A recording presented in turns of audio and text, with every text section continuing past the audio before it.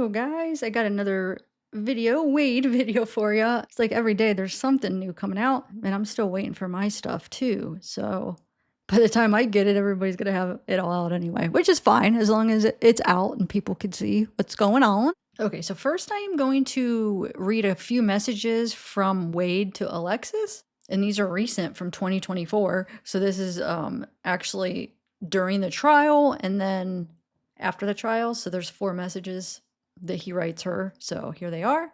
Okay, so the first one is from June 10th of this year. So this would have been right during the trial. It says, "Okay, baby, I will breathe. I'm trying. Thank you for everything. Always, seriously, I mean it. I love you. And I will call later so you can tell me. Call you at 10:30. And this is at 9:19 p.m. Okay, so the next one is June 11th at 7:08 p.m. It says, "Thank you for being there again today. I love you and I do not want for you to be there tomorrow. I'm going to be found guilty. You don't need to be there as any part of that." So this is before his verdict. So it's during the trial. Because remember, June 12th is when the verdict was read, guilty. So this is June 30th, 2024 at 10:38 a.m. It says, "I love you, Alexis. Hope you can calm down at some time and backtrack on what you had just said and don't go the route of being that way. I won't stop you, but I will wait." And the next one is at June 30th, the same morning at 10:49 a.m. It says, "One more time. I love you. Now, since you are telling me that you are choosing on your side to be done with the relationship, I can at least say thank you for letting me know this time instead of ignoring me for 2 months. Okay then, I will let you go live and be what you need in your life. Goodbye, Alexis." Okay, so obviously she is ending it with him. So that's kind of interesting. I wonder if it was really because she saw during the trial that he was guilty, and before that, maybe she believed he was innocent, and then she saw the evidence and was like, whoa, this guy is guilty. I don't know. But I'm glad she came to that conclusion because he's guilty. He's a freaking murderer. Sorry, the jury found him guilty, so we're allowed to say he's guilty. So I have a few things on death row that I wanted to read that are kind of interesting. So first of all, let me read you this from the Wade supporters, fans, says, "Some fun info for you today. We know the haters will love this too. Shout out to RBI and TT folks. Wade's canteen arrived. He picked warm foods like burritos, pizza calzone, and burgers, along with faves like coffee, chicken, and fish packs. He said it's the best he's eaten in 5 years." So I wanted to read a couple things about death row, some facts. So I just wanted to show you the comparison of all the people that all the states have on death row. So if you look, California has the most, 632, and then Florida's the next, 276, which is a lot less than California, but still it's the second highest. In Texas, I thought Texas would have been the highest, but Texas is 176. They're the third. Wow, Ohio's up there. Ohio has 115. That's where I'm at. Anyway, so I just wanted to show you that. This goes over the ethnicity of defendants on death row. So we have 930 white, so 42% are white, 40% are African American, 14% are Hispanic, 1.9% is Asian, and 1.08 is Native American. Then we have gender of defendants on death row. So we have male is 97.79% and female is 2.21%. So then it says comparatively 50.8 of the US population is female and 49.2 is male. So they're just saying in general there's a little bit more females than males. Then we have education of people on death row. So 69.75 have less than a high school diploma or GED. So it says comparatively 12.19% of US adults have less than a high school diploma or GED. Mental illness. It has been estimated that over 10% of death row inmates have a mental illness. Comparatively, it's estimated that 4.2% of American adults have a serious mental illness. So it's interesting to see the comparative stuff because only 4.2% of the population is classified as having serious mental illness, but 10% of death row has a mental illness. So it's kind of 10% looks small, but if you look comparatively, that only 4.2% have the serious mental illness, and then it just makes it just puts it into perspective. Same with this right here. The 69.75 have less than a GED. So at first look, it's like, okay, well, I mean, that's almost 70%. That is a lot, but it's way more when you compare it. The 12.19% of adults have less than a high school diploma. So only that small percentage, right? But if you look at on death row, 70% have less than a GED. So, and the general population is 12, death row it's 70. So you have to, it shows you that there's way more of a percentage that's on death row that has less than a high school diploma or GED. So it's way more common for somebody that has less education. It really is. So when you compare it, you have to look at the comparison in the population, 12%. And death row's population is 70%. So that's a big deal. I mean, that makes a huge difference on the percentage. I don't know if you guys are following me, but the comparative and comparing that with like a population, like let's say if death row was just kind of like a random population, it would equal to about 12% then, but it's not. It's going to be a very specific population. And one of the big things is going to be people with less education to end up being on death row. And as far as that mental illness thing, I don't think that that's accurate because I think there's a lot of people that have serious mental illness that don't go and get it diagnosed. So I think there's way more than 4% in the population that has a serious mental illness. I really do.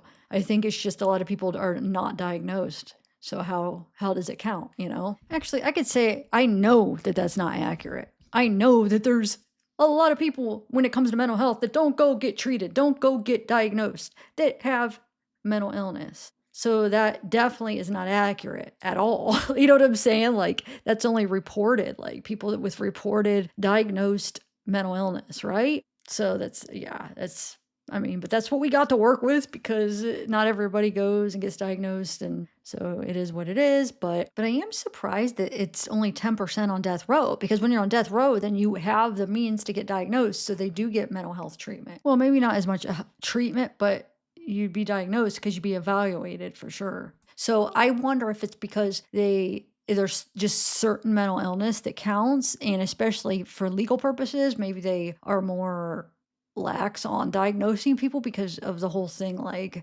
the ethical issues of putting somebody with mental illness on death row to death. So I don't know. I feel like 10%, there's gotta be, because I mean, if they're on death row doing these serious things, of course there's some kind of mental illness going on. There's something usually that's not right mentally. It's just gotta be more than 10% of the death row population. What do you guys think? Only 10% mentally ill? Like, wait, I don't know. Time on death row. Median time in years. A death row prisoner has been awaiting execution. So 7 years is the median time. Average time in years between imposition of death sentence and execution is 12 years. So God, that's a little bit less than what, I was thinking. I guess it just depends what state and stuff. Later found innocent or exonerated. 1.6% of death row prisoners since 1972 have been formally exonerated and released. Office of Institutions, all staff and inmates. From Ricky Dixon, Deputy Secretary, Institution. So this is February 16th, 2018. Subject, statewide visitation schedule effective April 7th, 2018. So let's see, this will be what he'll have to be going through for his visitation. It says, throughout the visitation process, the focus and priority of every institution is to provide a venue and atmosphere conducive to preserving relationships between inmates and family, while maintaining the safety and security of the public, staff, and inmates. Institutional staff do an exceptional job of coordinating the entry of thousands of visitors each year into our correctional facilities across the state. In spite of our diligent efforts, we are experiencing a vast increase in the amount of contraband being introduced into correctional facilities statewide, which is exacerbated by current staffing shortages. These hindrances make it difficult to maintain the positive environment required and expected in our visiting parks. As a proactive response in an effort to assist staff and facilities with these issues, the department will implement a new visitation schedule effective Saturday, April 7th, 2018. Upon the effective date, the modified schedule will continue for a period of 90 days, at which time a review will be conducted to determine the appropriate course of action. Should it be determined the modified schedule will continue, it will be evaluated on a quarterly basis. Thereafter, it may be rescinded should staffing levels improve. The schedule change as authorized by rule, blah, blah, blah. Alternating weekend visitation is outlined below. So I wondered, I mean, that was what, 6 years ago. So I don't know if things have changed, but let's see. Inmates with DC numbers ending in an odd number will visit the first weekend beginning Saturday, April 7th, 2018, and every other weekend after. Inmates with DC numbers ending in an even number will begin visiting Saturday, April 14th, and every other weekend thereafter. Requests for special visits will be considered on case-by-case basis pursuant to Rule 33. All right, let's see. Now this is from 2016, the inmate population expectation. It says effective immediately. The below listed initiatives will be instituted at Union Correctional Institution. Death row, close management, and ACDC inmates will dress in appropriate uniform and be properly groomed at all times as directed by Chapter 33 governing care of inmates and whatever close management housing unit instructions. Deviation will be addressed through the inmate discipline process. Beds will be made each morning by 7 a.m., excluding weekends and holidays, with a 6-inch white collar and will remain in this fashion until 4 p.m.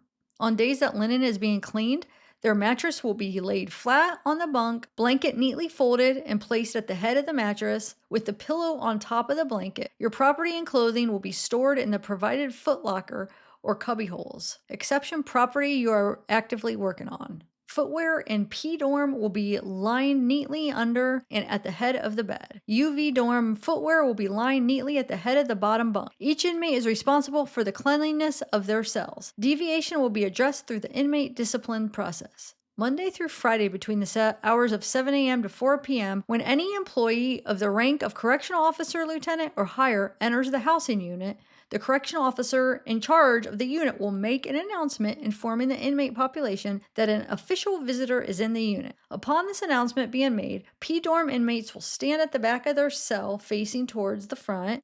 UV dorm inmates will stand with their back to the wall facing the bunk. Inmates will remain as such until relaxed by the housing unit officer. Deviation will be addressed through the inmate discipline process. All right. Interesting. Now, this is from 2019. Please share this newsletter with others who did not receive it. So this is Florida Death Row Advocacy Group. Okay, so it says medical. The DOC's prison healthcare contract continues with Centurion of Florida. If you want FDRAG to contact medical on your behalf, please sign a medical release form. Given medical permission to discuss your care, you can sign the form to Diane Thornton. Consent and authorization for use and disclosure, inspection, and release of confidential information, HIPAA. Given medical permission to discuss your care, you can sign the form to Diane Thornton. Now we have inmate, food, and property packages. The contract with the Access and Union was not renewed. The FDOC is currently evaluating service providers for a new package program. Info from DOC website. The Florida Department of Corrections intends to issue a new solicitation in early 2019 that will include services previously provided in the property package program. The procurement process to secure a new statewide contract often is a lengthy activity and, as is our practice, will follow an established timeline. The department anticipates awarding the solicitation and establishing a new contract in 2020. The department will work diligently to procure services to allow friends and family the opportunity to periodically purchase a property package for incarcerated family members and or friends. During this procurement process, inmates can continue to purchase property items through the quarterly order program currently offered by the Canteen Service Provider, Trinity Services Group. Friends and family wishing to contribute toward the purchase of property items may deposit funds in their loved one's inmate trust fund account. Treatment of inmates for hepatitis C. Somebody might have hepatitis that's in there. Well, somebody basically didn't deny it. She was basically saying he does, allegedly. Press release: court issues final order in prison, hepatitis C class action requiring treatment for all incarcerated people with hepatitis C, regardless of the disease stage. Miami, Tallahassee, on April 18th, 2019, Judge Mark Walker of the District Court for Northern District of Florida issued a final order in the Florida Justice Institute's prison class action, requiring the Florida Department of Corrections to provide treatment to all incarcerated people with hepatitis C, including those at the earliest stages of the disease. The court also required the FDC to close some of the loopholes in its existing policy to ensure that patients are not improperly excluded from treatment because they have insufficient time remaining in prison. and that any exclusion is based only on medical criteria. The order affects roughly 20 to 40,000 Florida prisoners. This case is a victory for public health in Florida. As a result of this order, thousands of people will be treated for hepatitis C and will no longer be at risk for cancer, liver disease, and premature death. The complaint described how the treatment of HCV was revolutionized in 2013 with the advent of direct-acting antiviral drugs, which cure 90 to 95% of all hepatitis C patients, regardless of the form of the disease, with little to no side effects. In December 2017, the court issued a preliminary injunction requiring the FDOC to provide treatment to prisoners by certain deadlines depending on the severity of their disease, but not requiring treatment for those at the earliest stages of the disease. Since entry of the preliminary injunction order, FJI filed a motion for summary judgment, asking the court for a final injunction that imposed several more requirements. This order largely granted that request.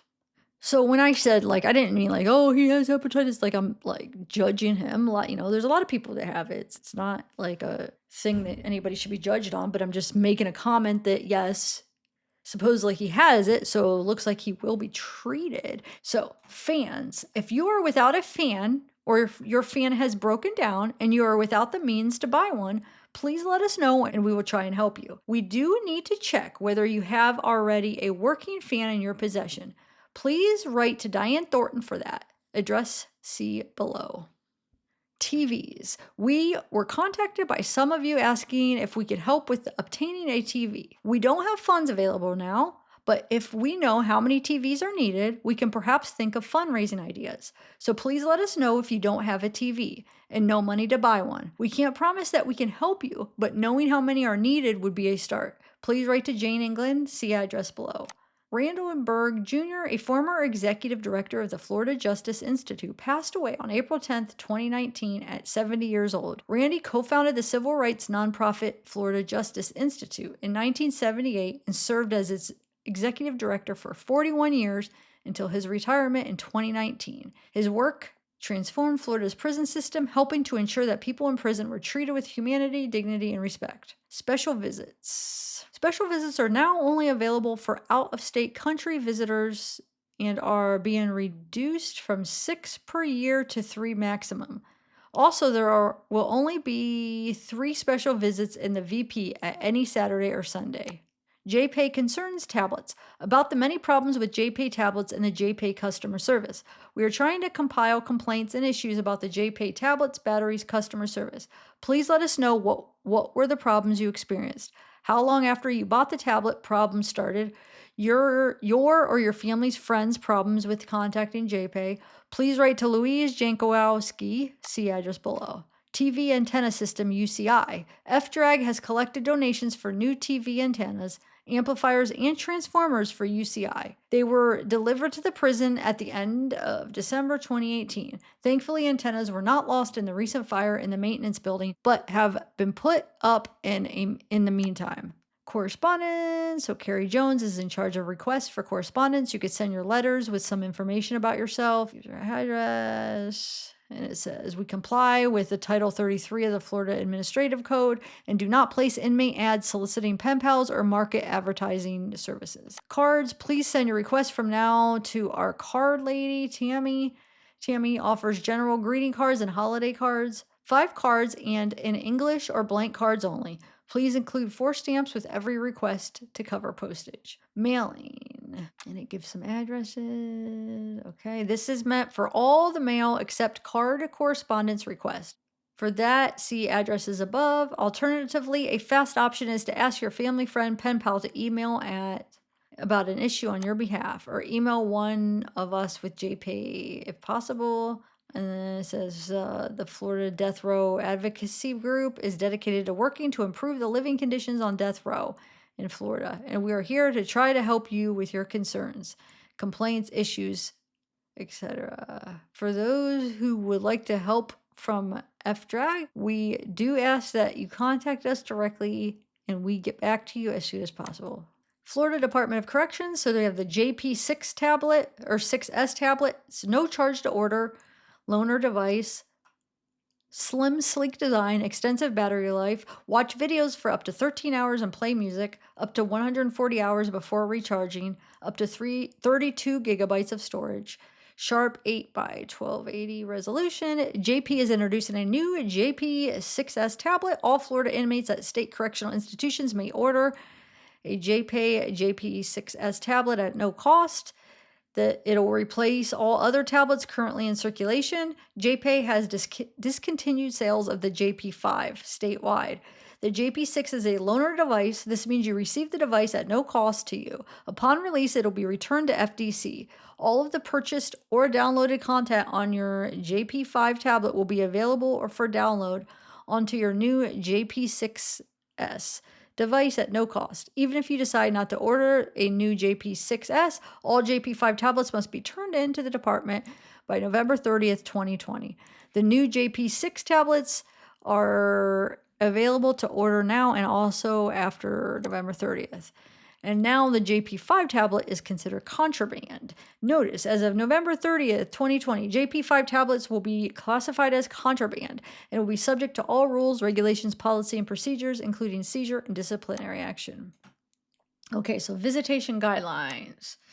FDC is pleased to announce the resumption of modified visitation of statewide correctional institutions. Oh, this is for COVID. Okay. So I don't know, it's probably different now. I remember when it was like COVID, they were more strict, but eligibility, non-medically vulnerable inmates are eligible, 2 immediate adult family members and 1 non-immediate adult family member allowed, total not to exceed 3. Yeah, then the safety is screening, social distancing, face mask, hand washing. Yeah, this is probably different. I didn't realize it was for the COVID time. But children, biological or legal children of the inmate only, no limit on the number of age of children. Parent or legal guardian of the visiting children must be in attendance, counted in the allowable 3 adults that can visit. Children 6 years of age and older will be required to wear masks. Visitors and or children who become unmanageable, disrupting the overall visitation operations, will result in termination of their visit. Scheduling must schedule appointment, submit online form. Visits will be scheduled based on the order received. DC number determines which day. Arrive on time, 3-hour time blocks. Contact, brief embrace at the beginning and end of the visit with masks in place, separate seating, no food, no visitation photo project. So this is a graph. It says jury votes for death in Florida, death row, exoneration cases. It says the jury votes in Florida's 30 death row exoneration cases. We know the jury votes for 24 of Florida's 30 death row exonerees. Almost all of them were non-unanimous, and some even voted for life. Here's the breakdown. Florida has the highest number of death row exonerees in the country. 30 people have been exonerated from Florida's death row, including the first person exonerated after Furman. Of the 30 cases, 25 were tried since Furman. For 24 of those 25, we know how the jury voted in recommending the appropriate sentence. Thank you to FADP for this data. Here's how they break down. See below. For cases in which there were multiple sentences of death and different jury votes, the highest jury vote for death was included. Also, each case was counted only once. For instance, if a case had 1 vote of 8-4 and 1 vote of 7-5, it was counted as 8-4. If the case had 2 votes of 8-4, it was counted as 8-4. Under Florida's post-Hearst statute, that required unanimity. Only 2 of the 24 cases in which we know the jury vote would have been sentenced to death, the unanimous cases, under the new legislation, 16 of the 24 would have been sentenced to death. So unknown jury votes, you got like around 6 exonerated. Jury override 4. The jury 7-5 is 3. 8-4 is 4. 9-3 is almost 9. 10-2 is 1. 11-1 is 0. 12-0 is 2. So what that means is, 7 says yes, 5 no of the jury. 8 yes, 4 no. Jury override, I'm not sure the details of that. And then unknown, you guys see, you understand this is 8-4, 9-3, 10-2.